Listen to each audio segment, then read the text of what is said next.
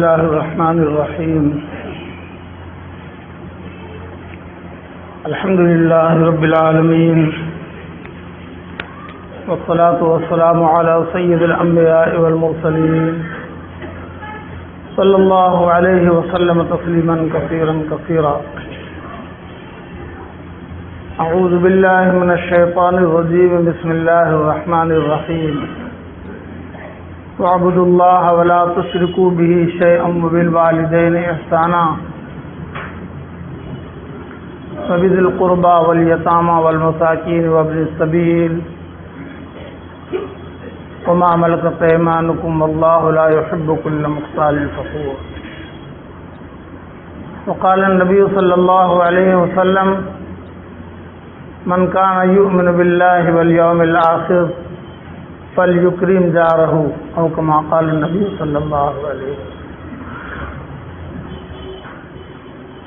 قرآن پاک کے سورہ نساء کی یہ آیت نمبر 36 جو آپ نے ابھی سماعت فرمایا ہے، اس میں اللہ تبارک و تعالی نے ہماری زندگی کی خوشگواری کے لیے اور ہماری آخرت کے نجات کے لیے تمام اصول و ضوابط کو ایک آیت کے اندر بیان فرما دیا. اللہ تبارک و تعالیٰ کا ارشاد ہے: وَاعْبُدُوا اللَّهَ وَلَا تُشْرِكُوا بِهِ شَيْئًا. ایک اللہ کی عبادت کرو، اس کے ساتھ کسی کو شریک نہ کرو، اور ماں باپ کے ساتھ اچھا سلوک کرو. وَبِذِي الْقُرْبَى، اور جو تمہارے رشتہ دار ہیں، قرابت دار ہیں، خونی رشتے ہیں، ان کے ساتھ بھی اچھا سلوک کرو. والیتامى، اور تمہارے سماج میں جو بے سہارا بچے ہیں جن کے والد کا سایہ سر سے اٹھ چکا ہے، ان کی پرورش کا کوئی انتظام معقول نہیں ہے، تو ہر ایمان والے کے اوپر اس کی ذمہ داری ہے اس کے ساتھ بھی اس کی پرورش کا اچھا انتظام ہے. اور فرمایا والمساکین، اور جو بہت غریب ہیں،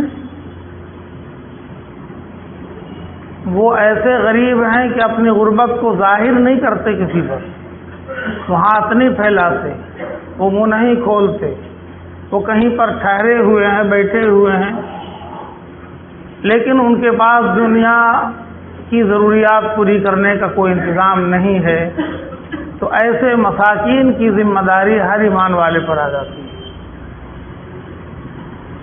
ان کے ساتھ بھی اچھا سلوک کرنے کا حکم ہے. وابن السبیل،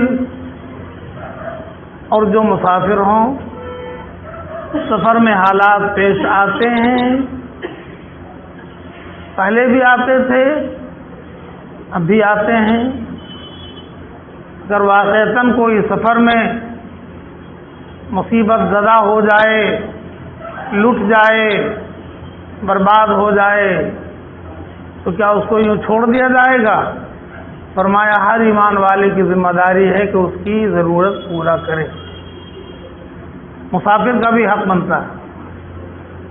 وما ملکت ایمانکم، اور جو تمہارے ہاتھ کے نیچے، یعنی جن کی گردن تمہارے ہاتھ میں ہے، جن کی زندگی تمہارے گھر میں ہے، جو تمہارے گھر کی کام کرنے والے ہیں، تمہاری ضروریات پوری کرنے والے ہیں، تم اپنے آپ کو ان کا مالک سمجھتے ہو، اور وہ خود کو تمہارا نوکر یا تمہارے ماتحت سمجھتے ہیں، ان کے بھی حقوق ہیں. اور آگے اللہ تعالیٰ نے فرمایا: ان اللہ لا يحب كل مختال فخور، جو بلا وجہ ڈینگ مارتا ہے، بڑائی بیان کرتا ہے، فخر کرتا ہے اپنے دولت پر، اپنی طاقت پر، اپنی کسی چیز دنیا داری پر، اللہ اس کو پسند نہیں کرتا. سرکار دو عالم رسول اللہ صلی اللہ علیہ وسلم کی ایک حدیث پڑھی گئی ہے. اللہ کے پیارے نبی صلی اللہ علیہ وسلم نے فرمایا کہ تم میں سے جو اللہ پر ایمان رکھتا ہے، من کان یؤمن باللہ والیوم الآخر، اور قیامت کے دن پر ایمان رکھتا ہے کہ قیامت کے دن اس کی زندگی کا حساب کتاب ہوگا، جس کا ایسا ایمان ہے فَلْيُكْرِمْ جَارَهُ، اس کی ذمہ داری ہے کہ اپنے پڑوس کے ساتھ اچھا سلوک کرے. یہی ہے دراصل آج کی گفتگو کا موضوع. عام طور پر مسلمان سمجھتے ہیں کہ وہ اللہ کی عبادت کرتے ہیں، اللہ کے ساتھ کسی کو شریک نہیں کرتے ہیں، ماں باپ کے ساتھ بھی اچھا سلوک کرتے ہیں. یہاں تک تو ٹھیک ہے،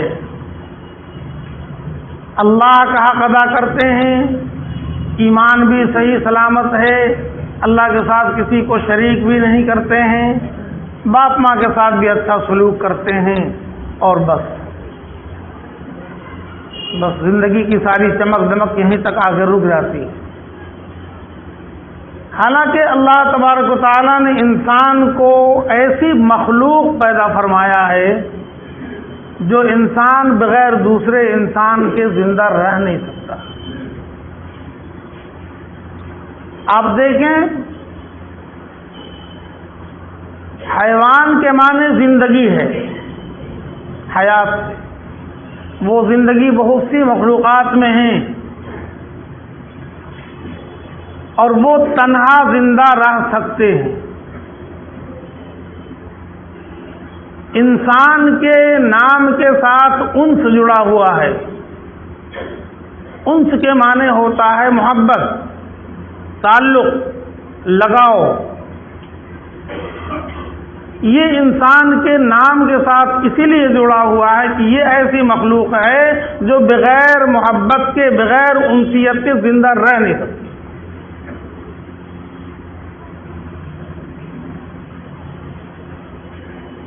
اب اللہ تبارک و تعالیٰ نے جب انسان کو انسیت والی مخلوق بنا دیا تو انسیت کے وجوہات کیا کیا ہیں، ذرائع کیا کیا ہیں. ان میں سب سے پہلی چیز جو سب سے زیادہ مضبوط ہے انسیت اور محبت کے لیے، وہ ہے باپ کا رشتہ اولاد سے اور اولاد کا رشتہ باپ سے، باپ ماں سے. اس لیے کہ باپ ماں نسلوں کی بقا کا ذریعہ ہیں، تو ان کا بھی حق بنتا ہے اور سب سے بڑا حق انہی کا ہے. اس لیے اللہ تبارک و تعالیٰ نے سب سے پہلے اپنی عبادت کا حکم فرمایا کہ میری عبادت کرو، اللہ کی عبادت کرو، اللہ کے ساتھ کسی کو شریک نہ کرو، تو اس سے تمہارا ایمان بن جائے گا.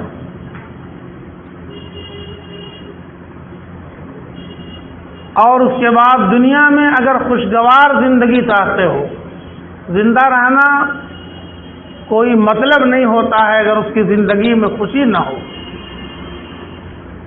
تو پھر دوسرے جانور کے زندہ رہنے میں اور انسان کے زندہ رہنے میں کوئی فرق نہیں.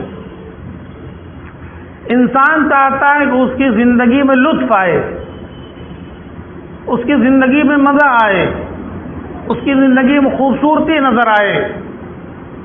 اور آیت کے اندر جتنے اصول بیان کیے گئے ہیں وہ صرف اور صرف انسان کی زندگی کو خوبصورت بنانے کے لیے.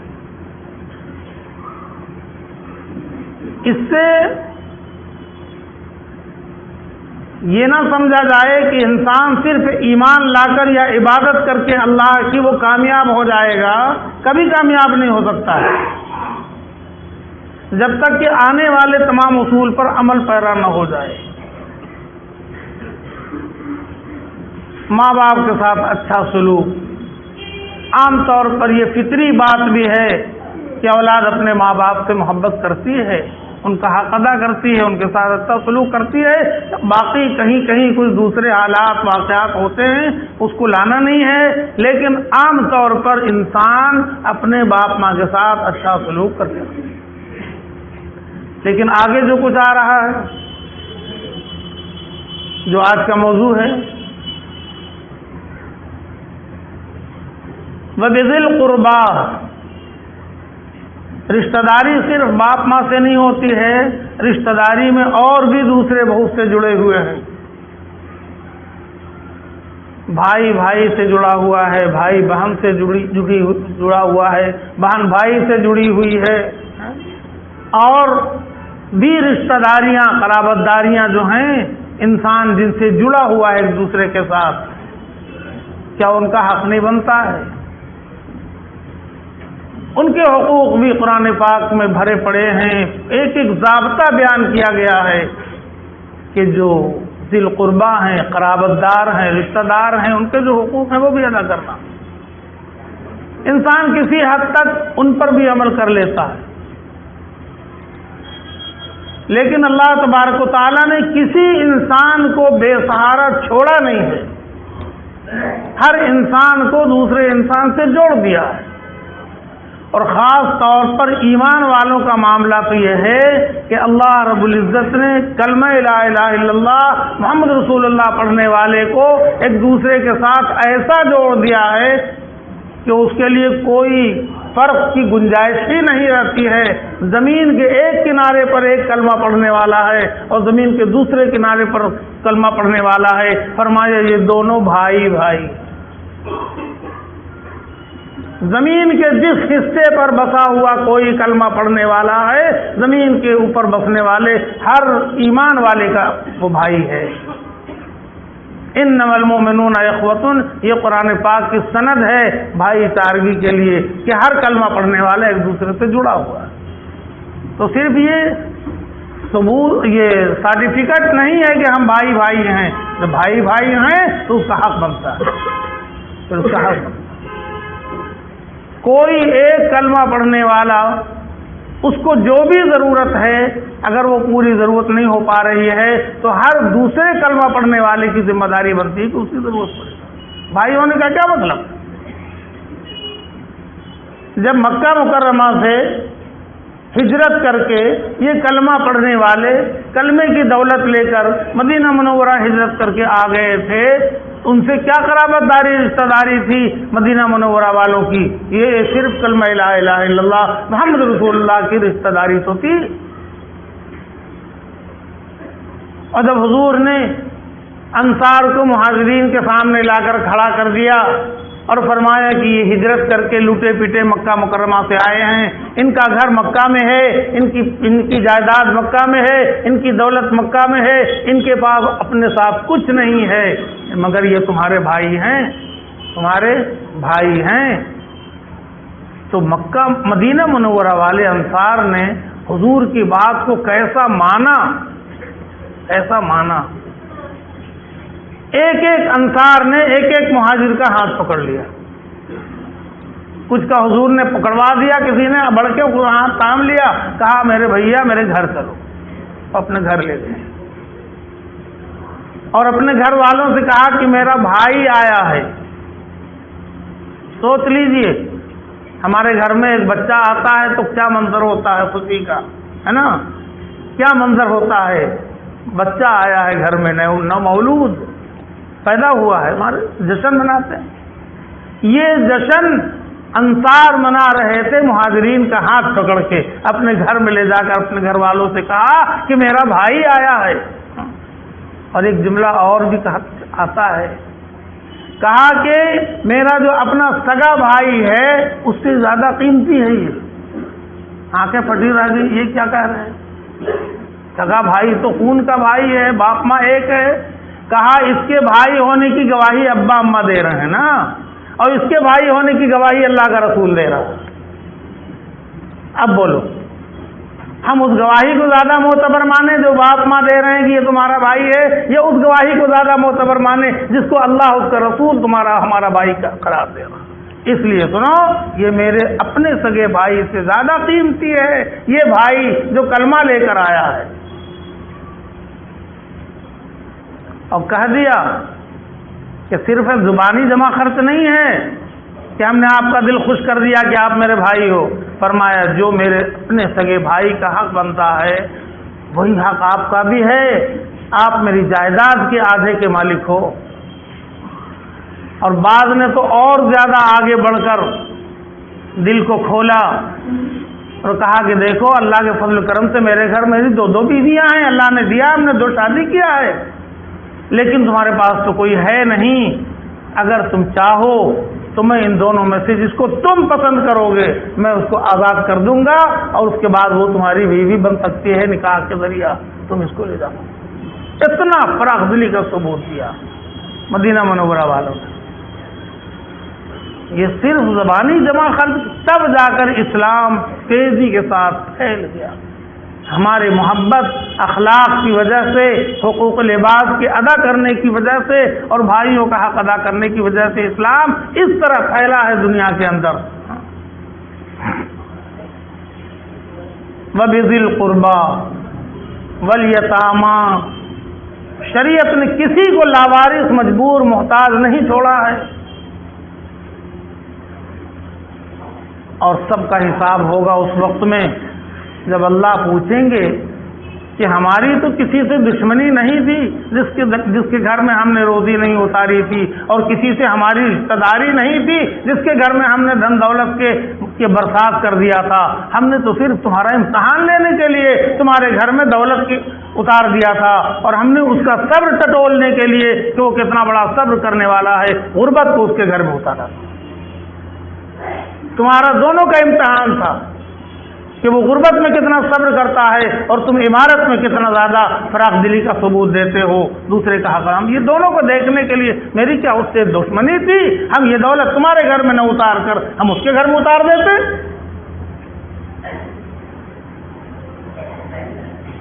فرمایا اگر تمہارے سماج میں کوئی مسکین ہو، محتاج ہو، غریب ہو تو ہم بے فکر نہیں رہ سکتے، اس کا حق ہے۔ اسی طرح پڑوسیوں کا حق یاد دلایا اسی آیت کے اندر، والجار ذی القربى۔ اب پڑوسیوں کی 3 قسم ہو گئی، پڑوسی تو سب جانتے ہیں نا، کہ وہ بھی بتانا پڑے گا۔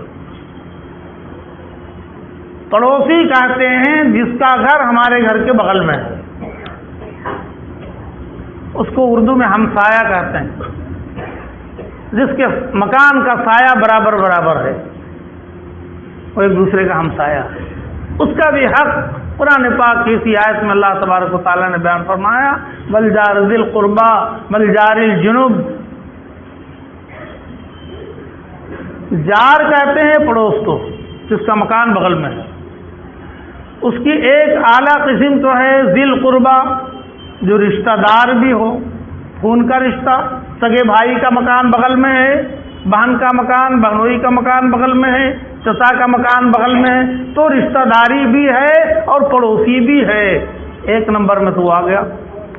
اور ایمان والا بھی ہے تو اس کا تو 3 درجہ اونچا ہو گیا، ایک تو یہ کہ ایمان والا ہے، دوسرا یہ کہ خون کا رشتہ ہے، تیسرا یہ کہ مکان بغل میں ہے، تو 3 حق اس کا بنتا ہے۔ اور دوسرا پڑوسی وہ ہے کہ رشتہ داری خون کی نہیں، والجار الجنب، اجنبی ہے، رشتہ داری خون کی نہیں، بھائی بھتیجا چچا ماموں کوئی نہیں، لیکن ایمان والا ہے اور مکان بغل میں ہے، تو اس کا 2 درجہ ہو گیا، ایک ایمان والا ہونے کی وجہ سے، ایک مکان کے بغل میں ہونے کی وجہ سے، اس کو بھی نہیں چھوڑا۔ دیکھیے اتنی ایک آیت کے اندر اللہ تبارک و تعالیٰ نے کتنے اصول بیان کر دیے، کسی کو کسی سے اجنبی نہیں چھوڑا، ایسا جوڑا ہے۔ اور فرمایا تیسرا پڑوسی،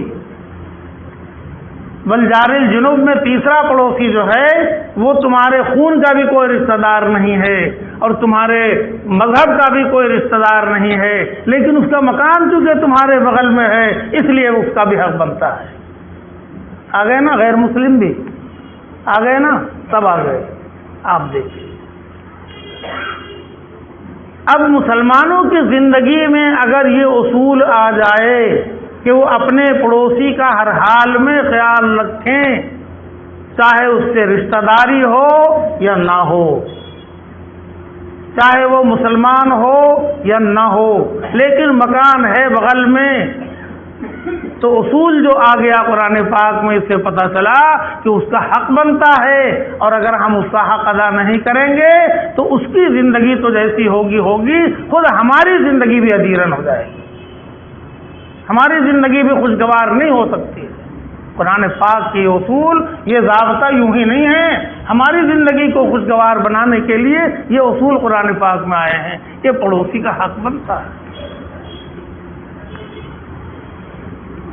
اور باضابطہ حدیث پاک میں اللہ کے نبی رسول اللہ صلی اللہ علیہ وسلم نے تو واضح طور پر بیان فرما دیا ہے کہ اپنے پڑوسی کا خیال رکھو، اس کا حق ادا کرو، چاہے وہ ایمان والا ہو یا نہ ہو۔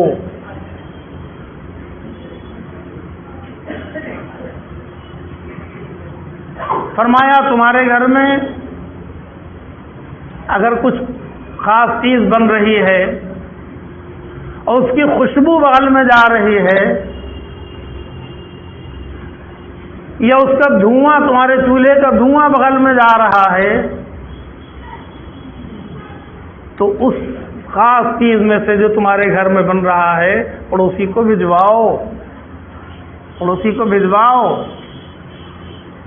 حضرت عبداللہ بن عمر رضی اللہ تعالیٰ عنہ کے ہاں خصی ذبح ہوا، آئے تو دیکھا کہ ان کا ملازم بنا رہا ہے گوشت، فرمایا پڑوسی کو، سب سے پہلے پڑوسی کو بھیج دینا، پہلے تسلیم خم، پھر فرمایا پڑوسی کو بھیج دینا۔ جب کئی مرتبہ دہرایا تو اس نے کہا کتنی مرتبہ ایک ہی بات کو کہیے گا، سن تو لیا؟ فرمایا میں نے رسول اللہ صلی اللہ علیہ وسلم سے سنا ہے کہ جبرائیل علیہ السلام جب جب آتے تھے حضور پاک صلی اللہ علیہ وسلم کے پاس اللہ کی طرف سے وحی لے کر کے تو پڑوسی کا حکم بتاتے تھے، تو ایسا لگا کہ کہیں اگلی مرتبہ جب جبرائیل علیہ السلام آئیں گے تو وراثت میں حصہ نہیں دلوا دیں۔ وراثت میں جیسے سگے بھائی کا اتنا ہوتا ہے، بہن کا اتنا ہوتا ہے، بیوی کا اتنا ہوتا ہے، میاں کا اتنا ہوتا ہے، تو پڑوسی کا بھی اتنا حصہ لگے گا۔ ہاں، یہ خدشہ دل میں آ گیا کہ کہیں وراثت میں حصہ نہ دلوا دے۔ جبرائیل علیہ السلام جیسا فرشتہ اتنی تاکید پڑوسی کے بارے میں کر رہا، یہ یوں ہی تو نہیں ہے کوئی بات۔ سرکار دو عالم رسول اللہ صلی اللہ علیہ وسلم نے صحابہ کرام کے سامنے ایک مرتبہ لگاتار 3 مرتبہ اس کو فرمایا، لا یؤمن احدکم، لا یؤمن احدکم، لا یؤمن احدکم، تم میں سے وہ ایمان والا نہیں ہے، تم میں سے وہ ایمان والا نہیں ہے، تم میں سے وہ ایمان والا نہیں ہے۔ تو صحابہ ڈر گئے، حضور کس کے بارے میں آپ فرما رہے ہیں، کون ایمان والا نہیں ہے؟ فرمایا وہ ایمان والا نہیں ہے جس کی تکلیف سے پڑوسی محفوظ نہ ہو، جس کے ستم رسانی سے پڑوسی محفوظ نہیں ہے، وہ ایمان والا نہیں۔ آپ اندازہ لگائیے، پڑوسی کے حق کو ایمان کے ساتھ جوڑ دیا گیا کہ پڑوسی اگر تم سے خوش ہے تو تمہارا ایمان سلامت ہے، اور اگر پڑوسی تم سے ناخوش ہے تو اپنے ایمان کا امتحان لے لو، امتحان ہے بھی، ایمان ہے بھی کہ نہیں۔ اور اس پڑوسی میں کہیں یہ نہیں ہے کہ ایمان والا ہو، بس پڑوسی ہے۔ فرمایا جس کا دروازہ تمہارے دروازے سے زیادہ قریب ہے وہ تمہارا سب سے 1 نمبر کا پڑوسی ہے، اس کا حق سب سے زیادہ بنتا ہے۔ اور اسی طرح الجار 40 دارن، پڑوسی 40 گھروں میں ہوتا ہے، 40 گھروں میں۔ وہ دائیں طرف ہو، بائیں طرف ہو، آگے ہو، پیچھے ہو، اوپر ہو، اوپر کے اوپر ہو، اوپر کے اوپر ہو، 40 مکان جو تمہارے مکان سے جڑا ہوا ہے، دائیں بائیں آگے پیچھے اوپر نیچے، وہ 40 مکان تمہارے پڑوسی ہونے کا حقدار ہے۔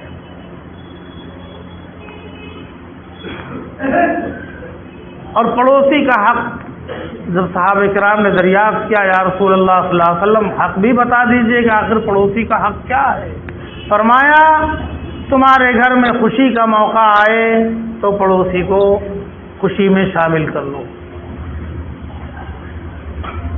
اس سے کیا ہوگا کہ فطری بات ہے، اگر تمہارے گھر میں کوئی غم کا ماحول ہو جائے گا تو وہ پڑوسی تمہارے غم کو بانٹنے کے لیے آ جائے گا، تمہارا غم ہلکا ہو جائے گا۔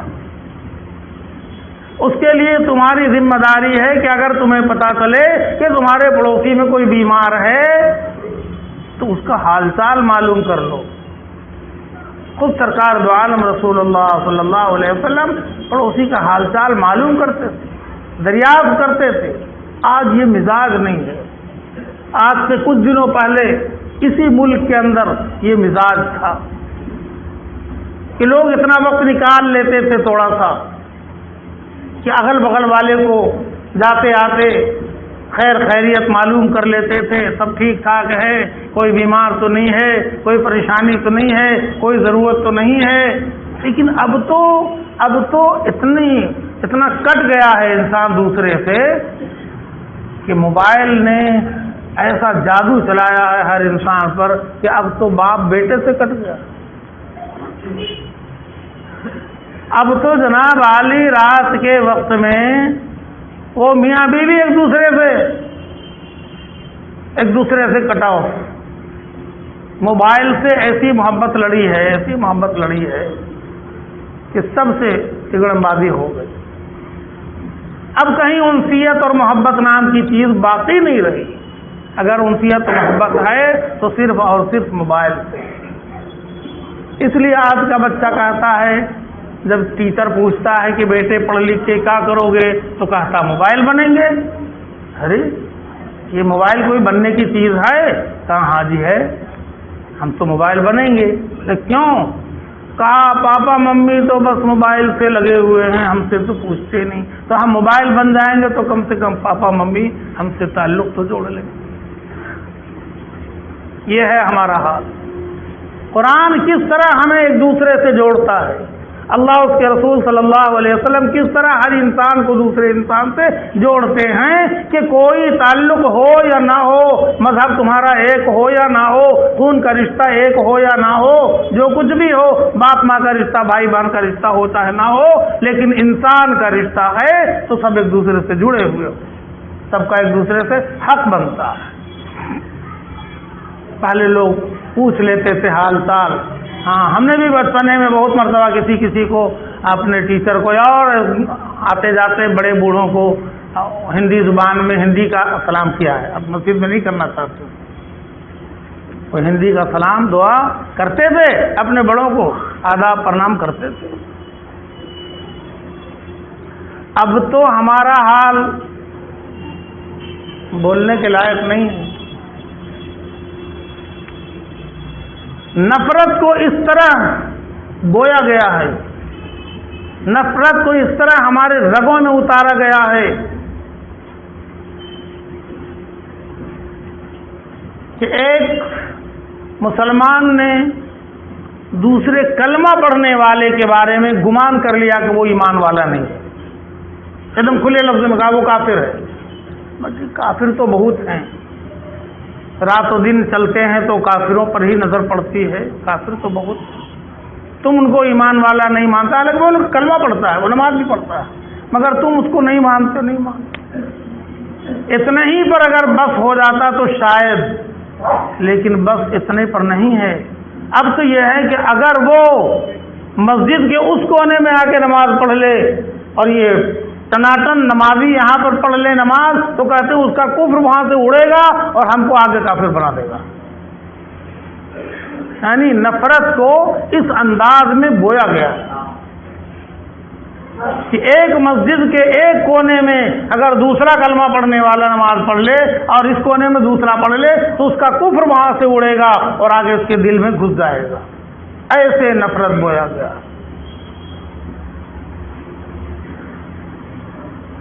تو جو دنیا کا حال ہو رہا ہے، ہمیں کوئی حق نہیں ہے کہ ہم آنسو بہائیں، ہمیں کوئی حق نہیں بنتا کہ ہم شکوہ کریں، ہمیں کوئی اچھا نہیں لگتا کہ ہم روئیں، اپنی بدحالی اور بدنصیبی پر روئیں.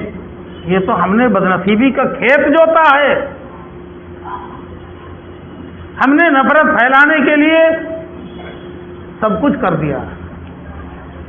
آپ دیکھیے قرآن پاک کی آیت اور سرکار دو عالم رسول اللہ صلی اللہ علیہ وسلم کے ارشادات جو آپ سماعت فرما رہے ہیں، اس میں محبت کی آندھی چل رہی ہے. کیسا بھی ہو انسان ہے تو انسان ہے، وہ حقدار ہے، وہ تمہارا تعلق دار ہے، اور اگر تم نے اس سے تعلق توڑ لیا تو تمہارے ایمان کی خیر نہیں ہے. بار بار یہی لفظ دہرایا گیا ہے کہ تم ایمان والے نہیں، وہ ایمان والا نہیں، جس کا پڑوسی اس سے ناراض ہو. پڑوسی کے حقوق یہ ہیں کہ جو اپنے لیے پسند کرتے ہو اس کے لیے بھی پسند کرو. صاف صاف بات ہے، جو اپنے لیے پسند کرتے ہو وہ اس کے لیے بھی پسند کرو. تم کو یہ بات تو پسند نہیں ہے کہ 12 بجے رات کو تمہارا دروازہ کوئی کھٹ کھٹ کھٹ کھٹ کرے اور تمہاری نیند میں خلل پڑ جائے، تم کو یہ بات پسند نہیں ہے. تو فرمایا کہ اگر تمہارے دروازے پر تمہارا بیٹا 12 بجے رات کو کھٹ کھٹ کرتا ہے اور پڑوسی کے گھر میں آواز جا رہی، اس کی نیند اڑ رہی ہے، فرمایا کہ اس کی نیند اور تمہاری نیند میں فرق کیا؟ تم کو اپنی نیند کی تو بڑی فکر ہے کہ ہماری نیند خراب نہ ہو، اور اس کی نیند کی فکر نہیں ہے کہ وہ سویا ہوا ہے، دن بھر آفس میں رہتا ہے اور اسکول میں کالج میں پڑھتا ہے، رات کو سویا. آپ کا دروازہ کھٹکھٹا رہا ہے، نیند اس کی خراب ہو رہی ہے، پکڑا جائے گا، پکڑا جائے گا. حتیٰ کہ اگر تمہارے گھر سے دھواں اڑا ہے اس کو کوئی روک تو سکتا نہیں، اور کوئی پابندی ہے نہیں کہ تم یہ نہ پکاؤ وہ نہ پکاؤ. بھائی کوئی چیز اپنے پسند کی لوگ پکا سکتا ہے، پکا رہا. لیکن اگر دھواں چلا گیا اور خوشبو چلی گئی اس کے گھر میں، فرمایا کہ اس کو اپنے خوشی میں شامل کرو، اس کے یہاں گھر میں کچھ کھانا بھیجو. کیسا لگے گا ہمارے یہاں؟ اس کے گھر میں، پڑوسی کے گھر میں، یہاں تو اپنے سگے بھائی کے گھر میں بھیجنا گوارا نہیں ہوتا ہے، وہ غیر مسلم کے گھر میں. ہاں تو ہمیں اس دنیا کے اندر بہت کچھ جھیلنا پڑے گا، اس کو یاد رکھیں. اگر ہم نے اس اصول کو نہیں اپنایا، پڑوسیوں کے حقوق کی ادائیگی کی فکر نہیں کیا، تو اس ملک کے اندر حالات اتنے بدتر اور برے ہو جائیں گے کہ ہماری زندگی خود گھٹن محسوس ہوگی. یہ جو چلایا ہے ایک تنظیم نے تحریک چلایا ہے 10 روز کے لیے کہ 21 نومبر سے لے کر 30 نومبر تک کیا ہے وہ پڑوسیوں کے حقوق کا اشرہ، اور ساری مسجدوں میں انہوں نے مضمون بھیجا ہے کہ اس موضوع پر گفتگو کیا جائے. تو یہ گفتگو تو ہوئی ہے پہلے بھی، اور آج ہم اسی موضوع پر نظر ڈال رہے ہیں کہ ہمارے اندر کتنی کوتاہیاں ہیں. ہم غیر مسلموں کا کیا حق ادا کریں گے جب ہمارے پڑوس میں بسنے والا، کلمہ پڑھنے والا، ہمارے رشتہ دار ہماری شکوہ شکایت کرتا رہتا ہے، اس کو تکلیف ہے، ہمیں اس کی تکلیف کی فکر نہیں.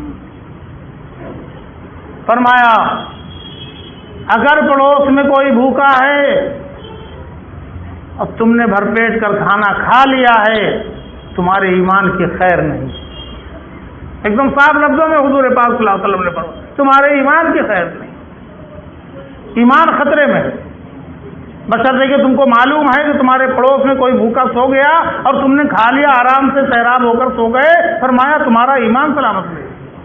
بہت ڈرنے کی بات. ہمیں ہماری زندگی میں تبدیلی لانا پڑے گا. جو کچھ بھی اللہ نے دیا ہے اس میں صرف ہمارا حق نہیں بنتا ہے، اس میں جن کا بھی حق ہے ان کا حق ادا کرنا پڑے گا. تب دنیا میں ہم خوشگوار زندگی گزار سکتے ہیں اور خوشیاں نصیب ہو سکتی ہیں. جب غیر مسلموں کے ساتھ حسن سلوک کا ہمیں حکم دیا جا رہا ہے تو اپنے رشتہ داروں کے ساتھ بھی بدسلوکی کرنا یہ ہم ایمان والوں کو زیب نہیں دیتا. آج کوئی کسی سے کوئی تعلق نہیں. آتے جاتے راستے پر یہ بڑا بڑا پتھر رکھ دیا جاتا ہے کہ کوئی گاڑی میرے دروازے سے سٹ کر نہ جائے. ہاں، یہ تکلیف پہنچانا. آپ جانیے کہ جس اسلام کو ہم لوگ مانتے ہیں، جس دین پر ہم لوگ چل کر اللہ سے امید لگائے بیٹھے ہیں کہ جنت ملے گی، اس دین کے اصول میں راستے کا بھی حق دیا گیا. راستے کا بھی حق کہ ہم اپنی مرضی سے اپنی خوشی کے لیے ہم دوسروں کو راستہ چلتے تکلیف نہیں دے سکتے. دنیا کیا کر رہی ہے ہمیں اس کی بات نہیں سوچنی چاہیے. ہم تو لا الہ الا اللہ محمد رسول اللہ پڑھنے والے ہیں. ہمیں تو قرآن پاک کو پڑھنا چاہیے اور حدیث پاک میں اللہ کے پیارے رسول صلی اللہ علیہ وسلم نے جو ضابطے ہمیں عطا فرمائے ہیں اس پر عمل کرنا چاہیے. لیکن آج چونکہ طاقت ہے، دولت ہے، اس لیے فخر ہے کہ ہمارا کوئی کیا بگاڑ لے گا، ہمارا کیا نقصان دے دے گا.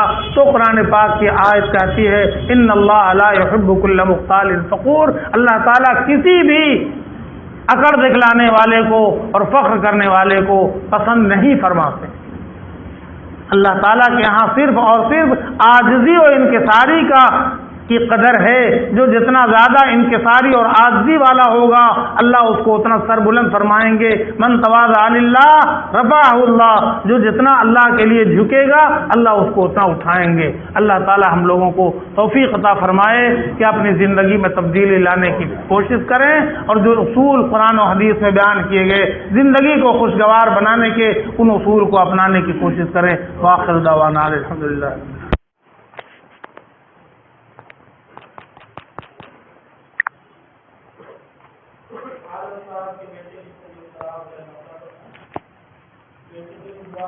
کامیابی